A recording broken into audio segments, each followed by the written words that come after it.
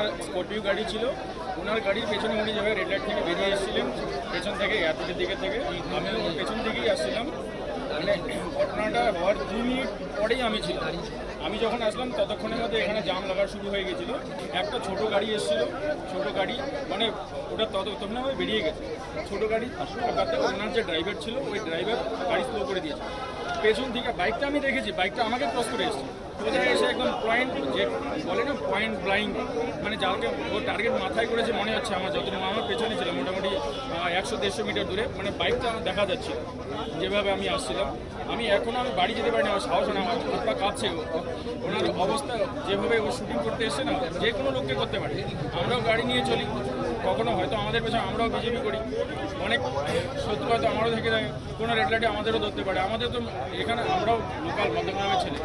এখন অবস্থা দেখেন কী অবস্থায় মার্ডার হচ্ছে, মানে এটা তো মানে সন্ত্রাসের একটা জায়গা হয়ে গেছে।